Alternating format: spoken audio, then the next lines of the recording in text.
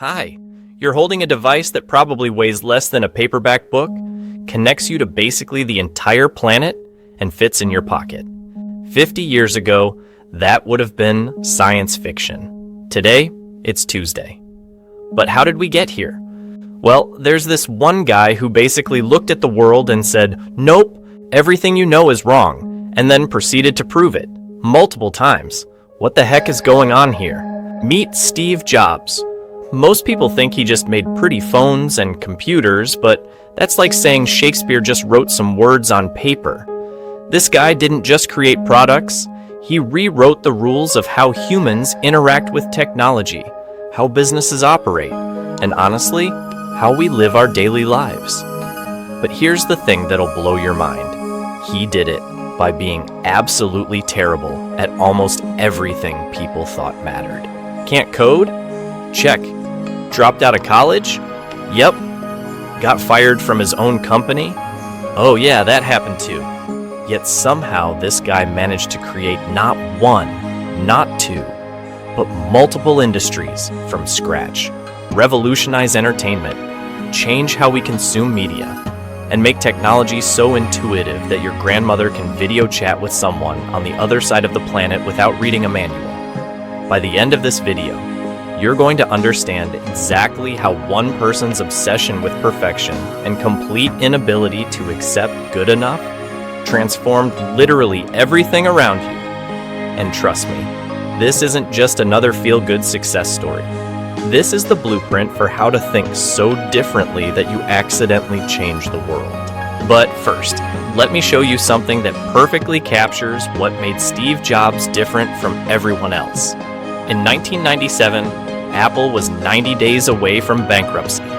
The company was a complete mess, making boring, beige computers that nobody wanted. Jobs had just returned after being kicked out of his own company 12 years earlier, and here's what he did. Instead of trying to compete with everyone else by making cheaper, faster computers, he looked at the entire industry and basically said, "You're all doing this wrong." While every other computer company was focused on specs and speeds and technical jargon that nobody understood, Jobs asked one simple question: why can't a computer be beautiful? Not just functional, not just powerful, but actually beautiful. Something you'd want to show off instead of hide under your desk. That question led to the iMac, a translucent, colorful computer that looked like it came from the future. It was slower than some competitors, had less storage than others, but people lined up around the block to buy it. Why? Because for the first time in computing history, someone had made technology that felt human. This wasn't luck. This was the result of a completely different way of thinking about problems. See, most people try to improve existing solutions. Jobs looked at existing solutions and asked why they existed in the first place. Most people accepted limitations. Jobs pretended limitations didn't exist until he found a way around them. Take the music industry in 2001. Everyone knew that illegal downloading was killing record sales. Everyone knew that people wanted their music digital, portable, and instant. The obvious solution was to make digital music cheaper and easier to buy legally. That's what the smart business people were working on. Jobs looked at this problem and saw something nobody else saw. The real problem wasn't piracy, it wasn't price, it wasn't convenience. The real problem was that buying music sucked. You had to drive to a store, hope they had what you wanted, buy an entire album for the one song you actually liked, and then carry around a bunch of plastic discs. Digital music was supposed to fix this, but instead you got complicated software, confusing file formats, and devices that required a computer science degree to operate. So Jobs didn't just create a digital music store. He reimagined the entire experience of discovering, buying, and listening to music. The iPod wasn't just a music player, it was a device that held your entire music collection in your pocket. iTunes wasn't just software, it was a record store that never closed and had everything ever recorded. And the iTunes store wasn't just a way to buy songs, it was the first time in history you could legally buy just the songs you wanted instantly for less than $1 each. But here's where it gets really interesting. The technology to do all of this existed years before the iPod. Hard drives were available, internet downloading was possible, digital audio formats were established. Every piece of the puzzle was sitting on the table. Jobs didn't invent new technology, he connected existing technology in a way that nobody had thought of before. This is the pattern that defined everything Jobs touched. He didn't just see what was, he saw what could be. And more importantly, he saw what should be. While everyone else was asking, how can we make this better? Jobs was asking, why does this have to exist at all? When he looked at phones in 2007, he didn't see devices that needed better keyboards or faster internet. He saw pocket-sized computers masquerading as communication devices. Everyone else was trying to make phones smarter. Jobs eliminated the phone entirely and created a computer that happened to make calls. The iPhone wasn't just a better phone.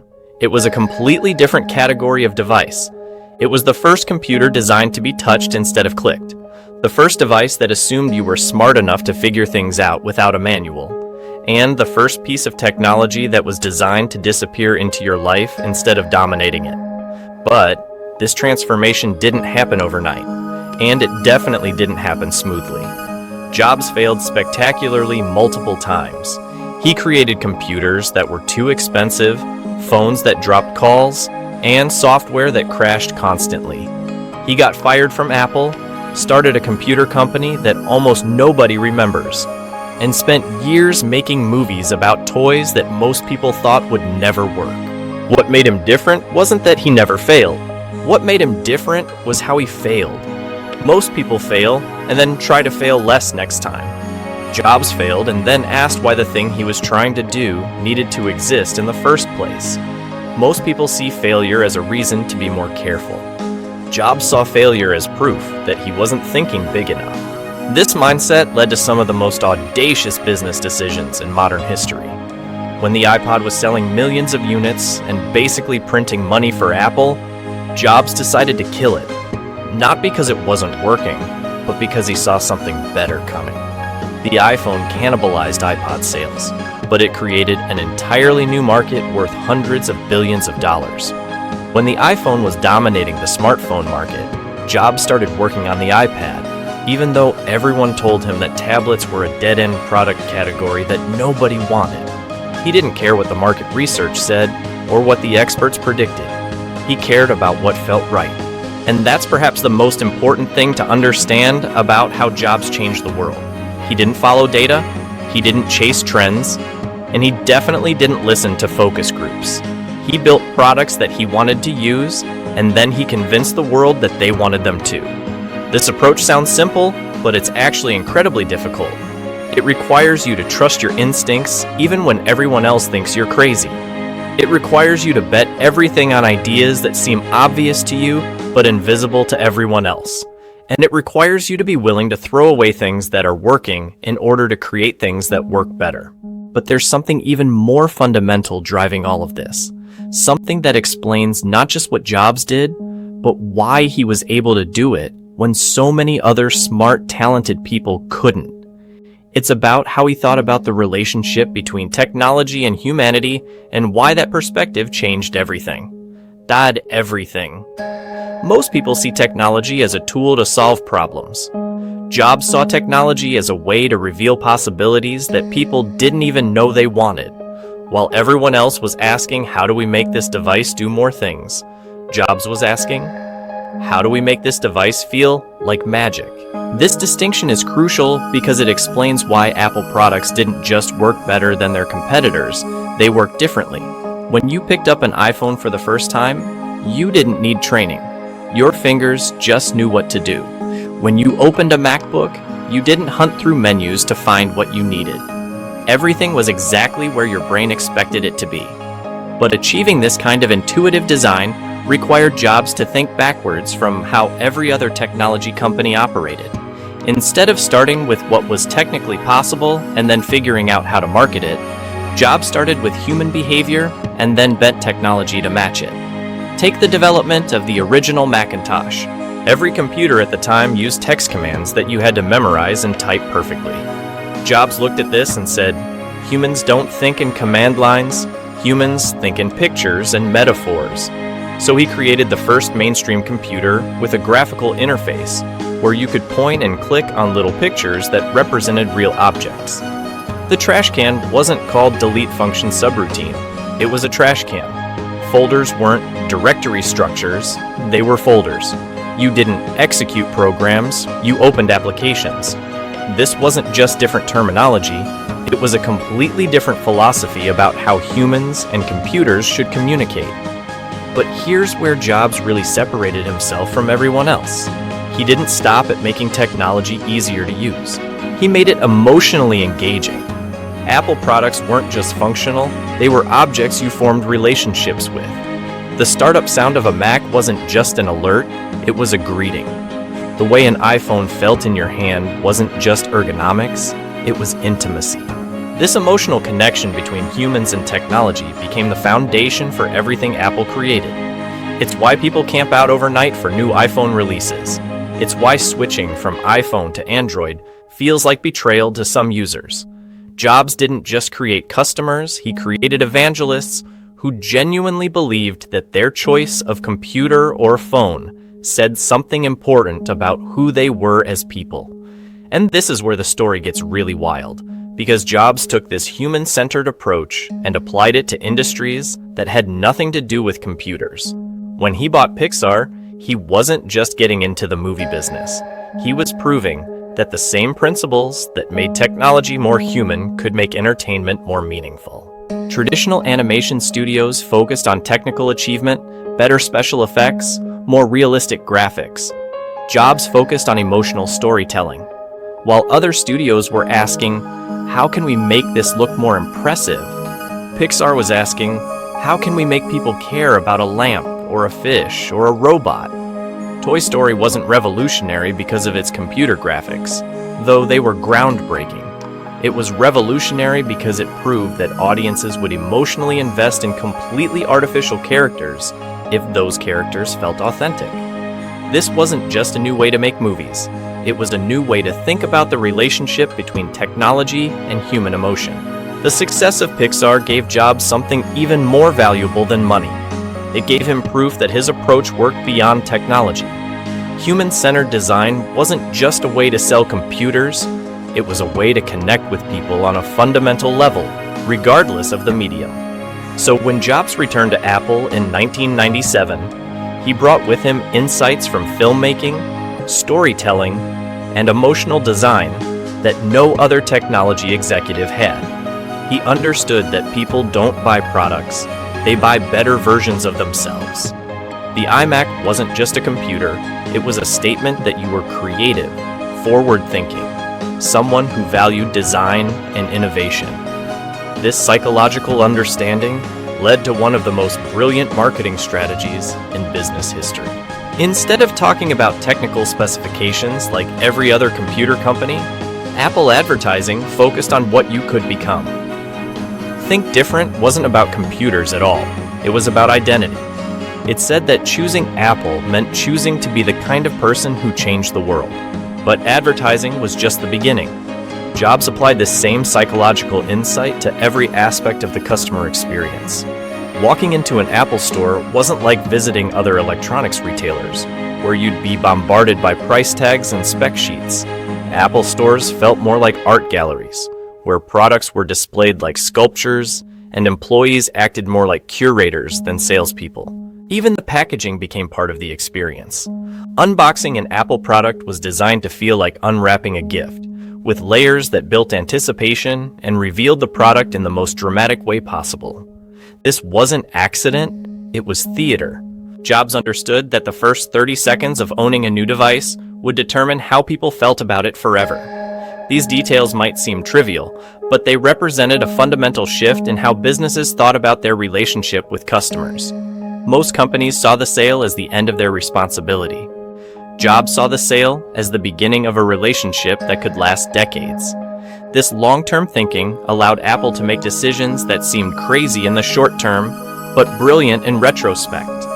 When Jobs decided to open Apple stores, everyone told him it was a mistake. Gateway had tried retail stores and failed. Computer sales were moving online. brick-and-mortar retail was supposedly dying. But Jobs wasn't trying to sell computers in stores. He was trying to create spaces where people could experience what it felt like to be part of the Apple ecosystem. You couldn't get that feeling from a website or a traditional electronics store. You could only get it from a space that was designed specifically to showcase how Apple products work together to enhance your life. The stores became laboratories for human-computer interaction, places where Jobs could observe how people naturally wanted to use technology and then design products that matched those instincts. Every detail was studied and optimized, from the height of the tables, to the lighting, to the way products were arranged. This obsession with observing and understanding human behavior became central to how Jobs approached every new product category. When he decided Apple should make a phone, he didn't start by studying existing phones. He started by studying how people actually used phones, what frustrated them, what they wished they could do but couldn't. What he discovered was that phones had become complicated compromises. They tried to be everything to everyone and ended up being mediocre at most things. People wanted to check email, but mobile email was terrible. People wanted to browse the internet, but mobile browsers were barely functional. People wanted to listen to music, but most phones had awful speakers and clunky interfaces. Instead of making a better compromise, Jobs decided to eliminate the compromises entirely. The iPhone would be a real computer that happened to make phone calls, not a phone that happened to have computer features. This meant starting from scratch, throwing away decades of assumptions about what a phone should look like and how it should work. The result was a device that redefined an entire industry overnight. But the real genius wasn't in what the iPhone could do, it was in what it couldn't do. Jobs deliberately removed features that every other phone manufacturer considered essential. No physical keyboard, no removable battery, no expandable storage, no stylus. Every executive in the mobile industry thought he was insane. BlackBerry dominated business users precisely because of its physical keyboard. Palm Pilots required styluses for precision. Removing these features seemed like commercial suicide, but Jobs understood something that nobody else grasped. Limitations can be liberating. By forcing people to interact with the iPhone using only their fingers and the screen, he created a completely new vocabulary for human-computer interaction. Pinch to zoom, swipe to scroll, tap to select. These gestures felt so natural that within weeks of the iPhone's release, people were trying to use them on regular computers and getting frustrated when nothing happened. This wasn't just intuitive design. It was intuitive design that taught people new ways to think about technology. The iPhone didn't just respond to touch, it made touch feel magical. The screen wasn't just displaying information, it was responding to human intention in real time. And then Jobs did something that proved he understood the future better than anyone else in technology. He opened up the iPhone to third-party developers through the App Store. This seems obvious now, but at the time it was revolutionary. Most phone manufacturers wanted to control every aspect of the user experience. They made money by charging for ringtones, wallpapers, and simple games. Jobs realized that the real value of the iPhone wasn't in the device itself, but in what people could do with it. By creating a platform where anyone could build applications and sell them directly to users, he essentially turned every iPhone into a different device for every person who owned one. The App Store created an entirely new economy overnight. Suddenly, a teenager in their bedroom could create an app that millions of people would pay for. Small businesses could reach customers anywhere in the world. Entire industries emerged that simply couldn't have existed before smartphones. So, there you have it. One guy who refused to accept that things had to be the way they were, and instead asked what they could become. Jobs didn't just change technology, he changed how we think about the relationship between humans and the tools we use every day. Every time you effortlessly swipe through your phone, every time you expect technology to just work without reading a manual, every time you choose a product because of how it makes you feel rather than just what it does, you're experiencing the world that Steve Jobs created. The question is, what are you going to do with it?